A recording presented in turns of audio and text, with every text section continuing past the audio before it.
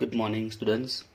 Last વિડીયોમાં આપણે chapter 2 વૃદ્ધિ અને વિકાસના નિર્દેશકો સ્ટાર્ટ કર્યું હતું, જેમાં આપણે જોયું હતું વિકાસ અને વૃદ્ધિ વિશે થોડી સામાન્ય માહિતી મેળવી હતી અને પહેલો પ્રશ્ન જોયો હતો આર્થિક વૃદ્ધિ એટલે શું અને તેની મર્યાદા સમજાવો. તો આજે આપણે ચેપ્ટરમાં બીજો પ્રશ્ન જોવાના છે, જે છે આર્થિક વિકાસ એટલે શું, તેના લક્ષણો સમજાવો. અગાઉ વૃદ્ધિ અને વિકાસ વિશે આપણે થોડી સામાન્ય માહિતી મેળવી હતી, જેમાં આપણે જોયું હતું કે જે વૃદ્ધિ છે એ ટોટલી કોના પર આધાર રાખે છે? પરિમાણાત્મક પરિવર્તનો પર. એટલે કે ફક્ત વધારો થાય, આવકમાં વધારો થાય, ઉત્પાદનમાં વધારો થાય, બરાબર છે, માત્રાત્મક આવક વધે, વસ્તુ સેવાના કુલ ઉત્પાદનમાં વધારો થાય. ફક્ત એ કોના પર વધારે પડતો ભાર આપે છે? પરિમાણાત્મક પરિવર્તન પર. ઓકે. અને ત્યારબાદ આપણે જે મર્યાદા જોઈ હતી, તો મર્યાદામાં એ જ એની મર્યાદા બની હતી કે ફક્ત પરિમાણાત્મક ફોકસ કરે છે, ગુણાત્મક પર ધ્યાન આપતું નથી. આ એની મર્યાદા બની હતી. ઓકે. હવે આપણે આજે જોઈશું આર્થિક વિકાસ એટલે શું અને તેના લક્ષણો. તો વિકાસ વિશે અગાઉ શોર્ટમાં માહિતી આપેલી જ છે. આજનો કોઈ પણ દેશ હોય, વિકસિત હોય, વિકાસશીલ હોય, અલ્પ વિકસિત હોય, દરેક દેશની એક જ ઈચ્છા હોય છે, ગરીબી, બેકારી, ભૂખમરો જેવી સમસ્યા છે એમાં ઘટાડો થાય, લોકોની જીવનની ગુણવત્તામાં સુધારો થાય, લોકોની સુખાકારીમાં વધારો થાય. આજે દેશની પરિસ્થિતિ એ વિકાસને આધારે જ આંકી શકાય છે, બરાબર છે. તો હવે આર્થિક વિકાસમાં શું આવશે તે આર્થિક વિકાસ વિશે આપણે થોડી સામાન્ય માહિતી મેળવીએ કે આર્થિક વિકાસમાં શું થાય તે. તો આર્થિક વિકાસ એ વૃદ્ધિ જેવું છે, પણ વૃદ્ધિ કરતાં કંઈક અલગ છે. વૃદ્ધિ કરતાં કંઈક એ વિશેષ છે. વૃદ્ધિમાં શું જોવાય કે રાષ્ટ્રીય આવક અને માથાદીઠ આવક વધે, બરાબર છે. આપણે જોયું વૃદ્ધિમાં શું થાય? રાષ્ટ્રીય આવક અને માથાદીઠ આવકમાં વધારો થાય. પણ વિકાસ એ વૃદ્ધિ કરતાં કંઈક અલગ છે, એના કરતાં કંઈક વિશેષ છે. તો વિકાસમાં શું થાય છે? એમાં પણ રાષ્ટ્રીય આવક અને માથાદીઠ આવકમાં વધારો થાય છે, પરંતુ એમાં ફક્ત રાષ્ટ્રીય આવક ને માથાદીઠ આવકમાં વધારો થતો નથી. એમાં વધારાની સાથે સાથે આ જે વધારો થાય છે એ વધારાની સાથે સાથે બીજા ગુણાત્મક ફેરફારો પણ થાય છે. ગુણાત્મક ફેરફારો પણ થાય છે. તો બંનેમાં સૌથી મોટો ડિફરન્સ આ છે, યાદ રાખજો. આર્થિક વૃદ્ધિમાં ફક્ત શું થશે? રાષ્ટ્રીય આવક અને માથાદીઠ આવકમાં વધારો થાય છે, એટલે કે પરિમાણાત્મક પરિવર્તન આવે છે, ફેરફારો થાય છે. આ વૃદ્ધિમાં એટલું આવતું, બરાબર. જ્યારે વિકાસમાં પરિમાણાત્મક ફેરફારો થવાના છે, પણ એની સાથે સાથે ગુણાત્મક ફેરફારો પણ જોવા મળશે. એટલે રાષ્ટ્રીય આવક અને માથાદીઠ આવક તો વધશે, એની સાથે સાથે ગુણાત્મક ફેરફારો પણ આવશે, બરાબર છે.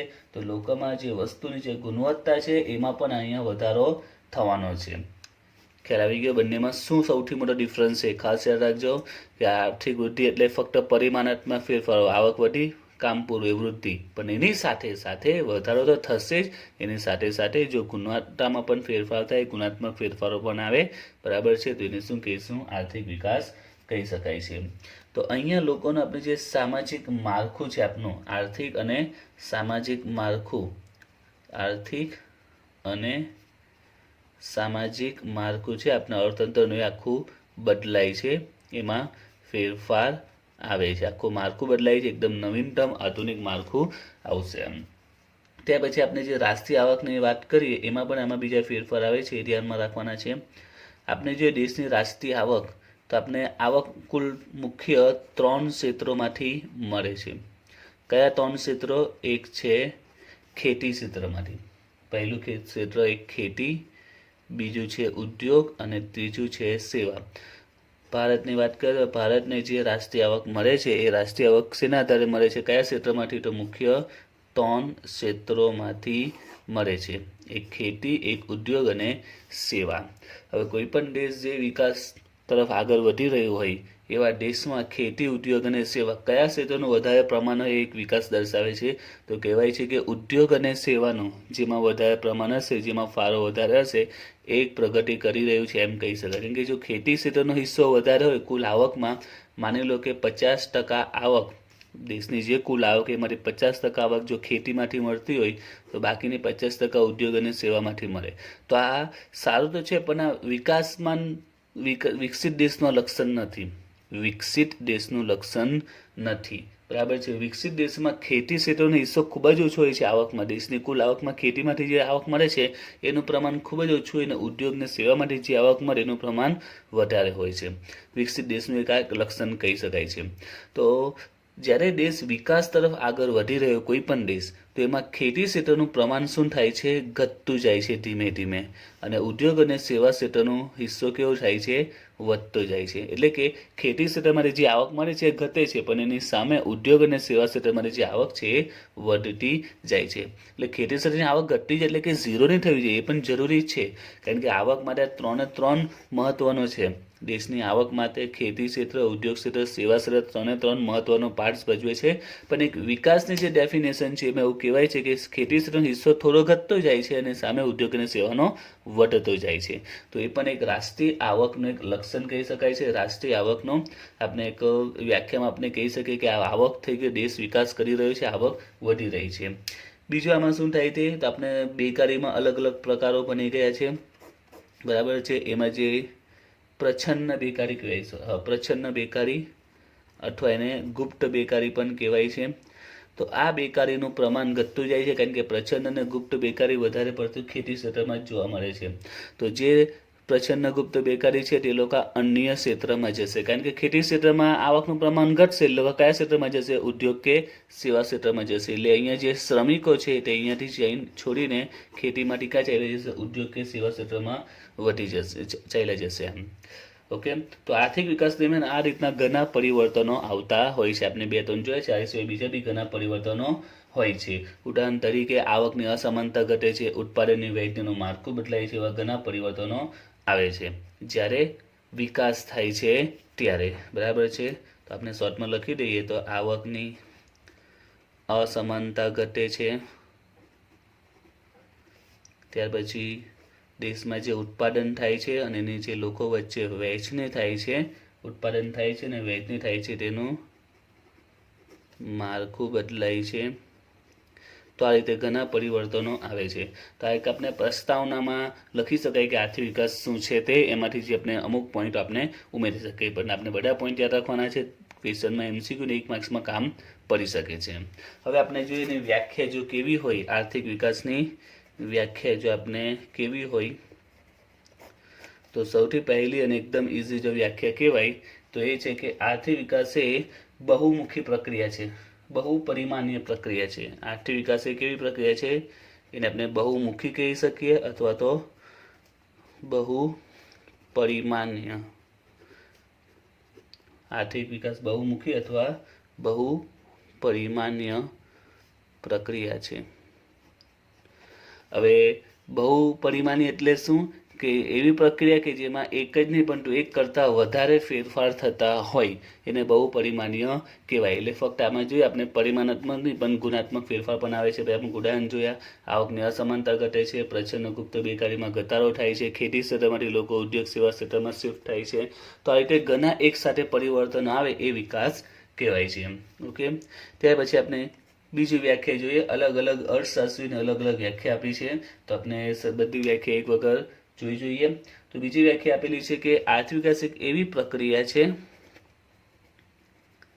એક એવી પ્રક્રિયા છે કે જેમાં ગરીબી રેખા હેઠળ જે વસ્તી છે એમાં વધારો ન થાય. ગરીબીમાં ઇનશોર્ટ વધારો ન થાય, ગરીબીમાં વધારો ન થાય. એક એવી પ્રક્રિયા જેમાં ગરીબી રેખા હેઠળ જે વસ્તી છે એમાં વધારો ન થાય. ત્યાર પછી આવકની વહેંચણીની જે અસમાનતા પ્રવર્તે છે દેશમાં, આવકની વહેંચણીની જે અસમાનતા છે, બરાબર છે, તેમાં ઘટાડો થાય અથવા તો વધે નહીં. ઘટાડો થાય અથવા તો વધે નહીં. અને તેની સાથે જ દેશની જે માથાદીઠ આવક છે, દેશની જે માથાદીઠ આવક છે, બરાબર છે, એમાં લાંબા સમય સુધી વધારો થતો રહે. લાંબા સમય સુધી વધારો થતો રહે. તો વ્યાખ્યાને આપણે થોડું ઇઝીલી યાદ રાખવા માટે અલગ અલગ પાર્ટ્સમાં ડિવાઈડ કરીએ તો ઇઝીલી ખબર પડી જશે. જો સૌથી પહેલાં આપણે શું યાદ રાખવાનું, તે એક એવી પ્રક્રિયા છે જે સિમ્પલી યાદ રાખવું હોય તો ગરીબીમાં વધારો ન થાય, બરાબર, આવકની અસમાનતા ન વધે, આ શરતોને આધીન દેશની જે માથાદીઠ આવક છે એમાં લાંબા સમય સુધી વધારો થાય, બરાબર છે. તો આર્થિક વિકાસ એક એવી પ્રક્રિયા છે કે જેથી ગરીબીમાં વધારો ન થાય, આવકની અસમાનતા ન વધે, આ શરતોને આધીન દેશની જે માથાદીઠ આવક છે લાંબા સમય સુધી એમાં વધારો થાય, તેને આપણે આર્થિક વિકાસ કહી શકીએ છીએ. એ સિવાય બીજી પણ વ્યાખ્યા છે, તમે બુકમાં જો તો બીજી પણ વ્યાખ્યા તમને જોવા મળશે. તો એમાં હવે વાત શું કરે છે, તો પહેલાં વાત કરે છે કે વસ્તી કાં તો સ્થિર હોય કે વધતી હોય, વસ્તી સ્થિર હોય કે વધતી હોય, પરંતુ ધ્યાન આપજો, પરંતુ જે ઉત્પાદનના આપણા સાધનો છે, જમીન, મૂડી, શ્રમ, નિયોજન શક્તિ વગેરે એ ઉત્પાદનના સાધનો છે, તથા આપણી જે ઉત્પાદનની રીત છે, ઉત્પાદનના સાધનો છે તથા ઉત્પાદનની રીત છે એમાં ફેરફાર લાવે છે, એમાં પરિવર્તન આવે છે, ફેરફાર લાવે છે, અને જેને પરિણામે શું થશે, તો જેને પરિણામે આપણી જે આવક છે, આપણી માથાદીઠ આવક છે એમાં વધારો થાય છે, લોકોની જે જીવન ધોરણ છે, લોકોની જે જીવનની ગુણવત્તા છે એમાં વધારો થાય છે, ત્યારે કહેવાય છે કે દેશ વિકાસ કરી રહ્યો છે. એટલે કે વસ્તી સ્થિર હોય કે વધતી હોય, પરંતુ ઉત્પાદનના સાધનો અને ઉત્પાદન રીતમાં ફેરફાર થાય, અને જેનું પરિણામ શું આવે, માથાદીઠ આવક વધે, લોકોનું જીવન ધોરણ વધે, જીવન ધોરણ ઊંચું જાય, ત્યારે કહેવાય કે દેશ વિકાસ કરી રહ્યો છે. એટલે સિમ્પલ યાદ રાખો, દેશ વિકાસ કરે ક્યારેક ખબર પડી શકે, બસ એમાં પોઈન્ટ યાદ રાખો. પહેલો શું કે રાષ્ટ્રીય આવક માથાદીઠ આવકમાં વધારો થાય, પરિમાણાત્મક ફેરફાર આવે, એની સાથે સાથે ગુણાત્મક ફેરફાર આવે તો દેશ વિકાસ કરે છે એમ કહેવાય. ગરીબીમાં વધારો ન થાય, આર્થિક અસમાનતામાં વધારો ન થાય, અને તેની સાથે સાથે માથાદીઠ આવક જો વધતી હોય લાંબા સમય સુધી તો દેશ વિકાસ કરે છે એમ કહેવાય.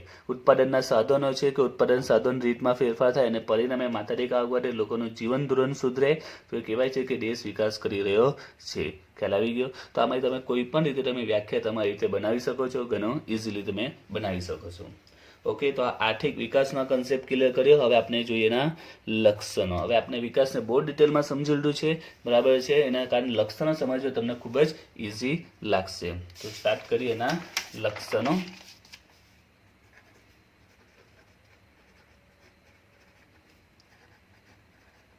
આર્થિક વિકાસના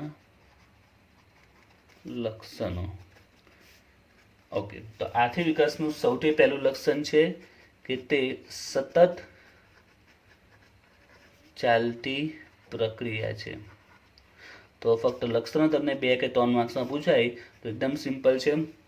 તો આમાં તમારે ફક્ત યાદ રાખે, વિકાસ શરૂઆતમાં, જ્યારે વિકાસની શરૂઆત થશે તો શરૂઆતમાં ખૂબ જ ઝડપથી કામ કરશે, ખૂબ જ ઝડપી હશે, એની જે સ્પીડ હશે એની પ્રક્રિયા ખૂબ જ ઝડપી હશે. ત્યારબાદ એ ધીમે ધીમે એની જે ઝડપ છે એ ધીમી પડશે, એની પ્રક્રિયા ધીમી પડશે, પરંતુ એ સતત ચાલતી રહેશે, બંધ નહીં થશે. આર્થિક વિકાસ જ્યારે શરૂઆત કરીશું આપણે વિકાસની, તો શરૂઆતમાં ખૂબ જ ઝડપથી વધારો થશે. એટલે આપણે જો ગ્રાફ દોરીએ, બરાબર છે, તો વિકાસનો ગ્રાફ શરૂઆતમાં આગળ તો વધતો હશે, પણ શરૂઆતમાં એકદમ સ્પીડમાં આગળ વધશે.